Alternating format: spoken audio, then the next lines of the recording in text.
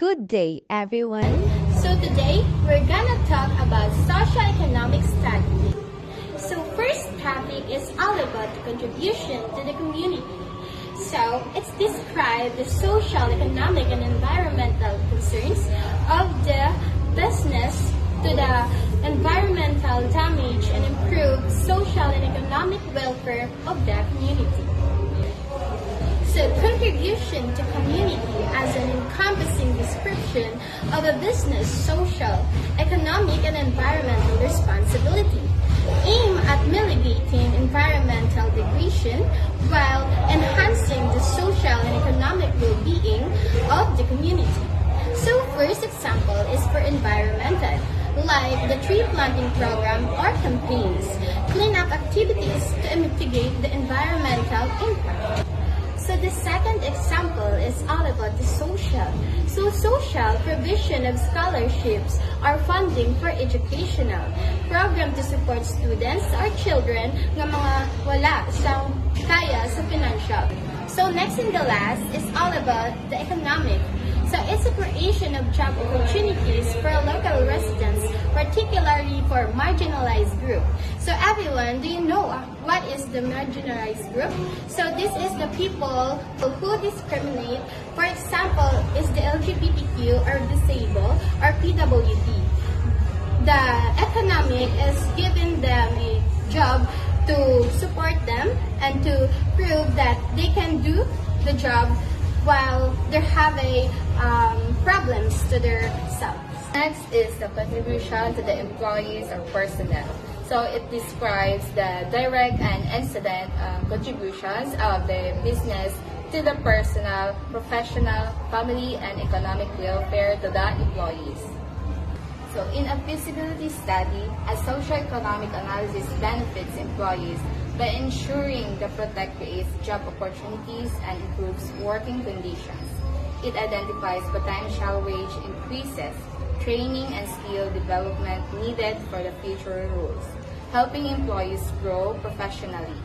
The study assesses workplace safety, job satisfaction, and work-life safety, job satisfaction, and work-life balance, which can be lead to a better employee well-being. So it also helps to ensure fair wages and benefits by examining projects' economic impact on the workforce. So overall, the study ensures that its projects is beneficial and sustainable for employees. Next is contribution to the government.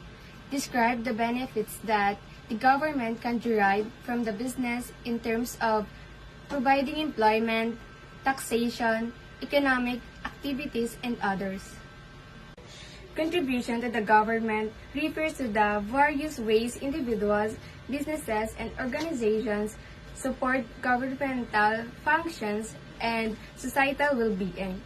This includes financial, social, and civic involvement that helps maintain and enhance public service and infrastructure. In other words, contribution to the government means the way people and businesses help support the government and societal. For example, contribution to the government refers to the various ways individuals, businesses, and organizations support governmental functions and societal well-being.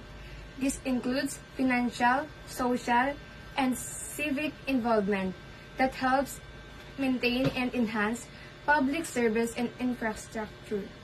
In other words, contribution to the government means the way people and businesses help support the government and societal. For example, taxes. People and companies pay taxes that help fund schools, roads, and hospitals. In public service, government workers like teachers and police officers provide essential services. So this contribution help the government functions and improve the community. Contribution to other beneficiaries. If there are other beneficiaries who can be directly or incidentally benefited by the proposed business in the other aspect, we business will indirectly benefit local communities by creating job opportunities and stimulation economic growth through demand for goods and services. Additionally, local business and suppliers will gain from increased business activity and potential partnership. Moreover, the business will contribute to environmental sustainability by implementing eco-friendly practices and reduce waste and conserve resources. For example, if the business involved opening sustainable fashion brand, it could provide job opportunities to local artisans, support environmentally friendly textile suppliers, and contribute to reducing waste by using recycled materials and production. The proposed business will indirectly benefit local communities by creating job opportunities and stimulation economic growth through demand for goods and services. Additionally, local business and suppliers will gain from increased business activity and potential partnership. Moreover, the business will contribute to environmental sustainability by implementing eco-friendly practices and reduce waste and conserve resources. For example, if the business involved opening sustainable fashion brand, it could provide job opportunities to local artisans, support environmentally friendly textile suppliers, and contribute to reducing waste by using recycled materials and production.